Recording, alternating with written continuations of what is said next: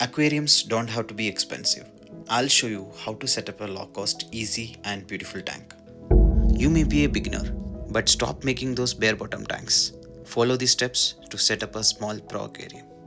Today, I'm setting up a simple yet stunning 1 foot tank, repurposing my betta aquarium.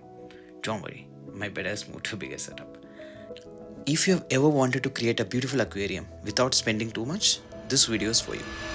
I'll be using budget-friendly materials and sharing pro tips to make your life easier.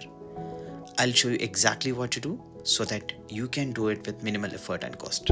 I have spent the last 2 years learning, experimenting, and spending a lot of money to figure all this out. I started this YouTube channel so you don't have to go through the same trial and error, helping you save time, money, and effort while creating stunning aquariums. So friends, this is the 1 foot tank we are using today.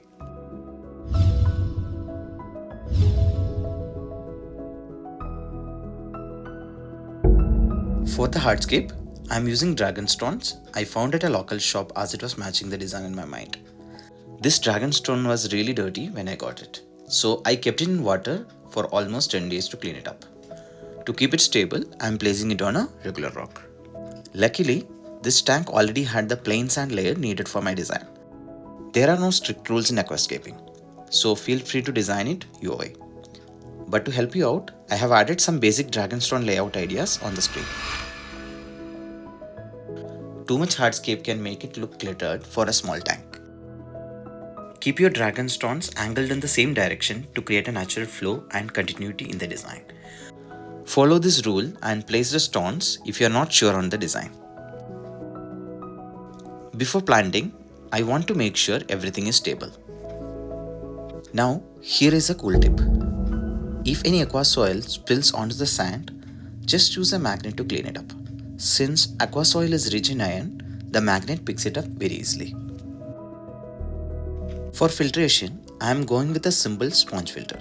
It's cheap and it does the filtering job, the same as any costly filters.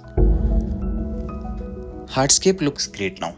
Since this tank is small, I am keeping the hardscape minimal. Time to plant. For this setup, I am using budget-friendly plants. You will see their names on the screen if you want to take notes. These plants do well in low light, but keep in mind, all plants need some light. So if you want a healthy tank, make sure to get a planted aquarium light. Tip for you. You don't have to get a high-end light if you choose your plants very wisely, as I did now. Red plants and most of the bright colored plants need high-end lights and CO2 to thrive. So try to avoid them. Do proper research before you buy the plants to save some money. For planting in tight spots, I am using curved juices.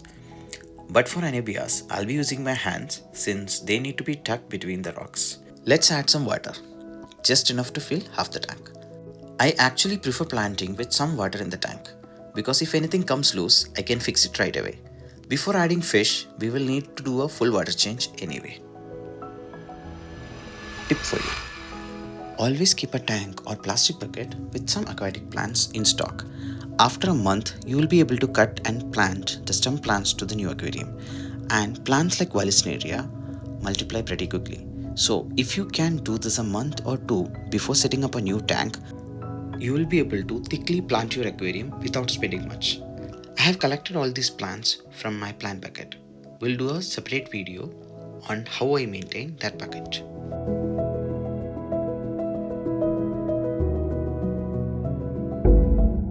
I have added 7 small anebias plants which are perfect for this small setup. Also, they grow very slowly, so the aquascape will look the same for quite some time without much maintenance. Tip for you. If you are buying plants from the shop, rinse them in water thoroughly before adding them to your aquarium to get rid of any pests and chemicals. Also, trim the dead leaves from the plants to encourage new growth. Melting leaves will increase the aquarium nitrate level, which is not going to be good for your fish. Once the aquarium is cycled, you will not have to worry about any of this anymore. Make sure to plant heavily if you want to have a long maintenance tank. I will be making a separate video on long maintenance tanks and how to set it up. But keep in mind, every tank will need maintenance today or tomorrow.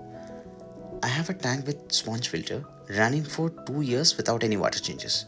Fish and plants are thriving in that tank. I do trimming at least once in 2 months to keep that tank in balance.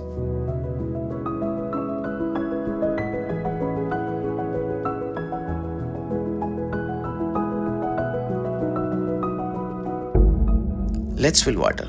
I'm using direct tap water as I won't be adding fish right away. Water will be ready by the time we add fish to the tank.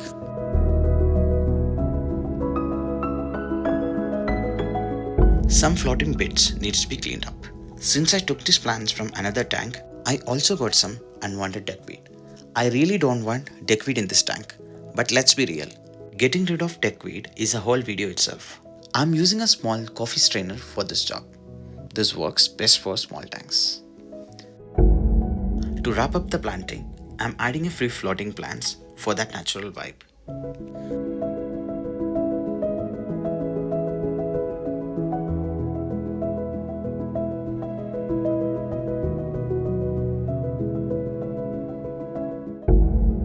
Time to start the filter and see it in action. Once the sponge filter starts, water should clear up in an hour or two. But that doesn't mean the aquarium is ready for fish. We should give it proper time, especially if you're planning to add costly fish. You cannot afford losing them. I can guarantee that it's going to break your heart. And here is the final look.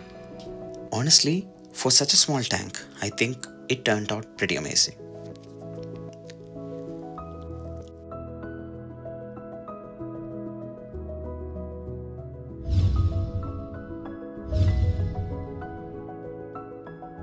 After 3 days, I have added the embedded rust.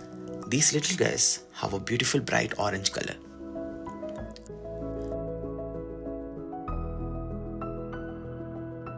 Fast forward 7 days, I am adding some orange Neocaridina shrimp.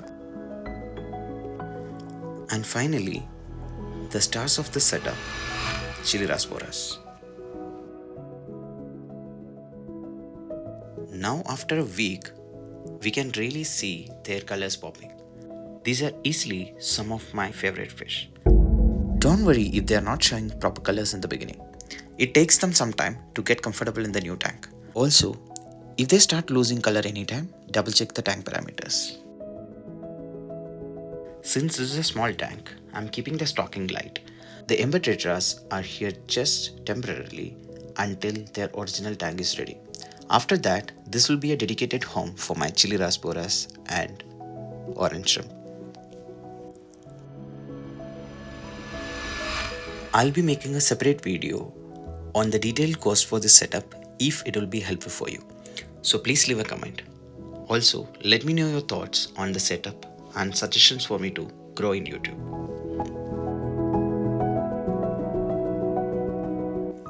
And that's it. Hope you guys enjoyed the setup. See you in the next video.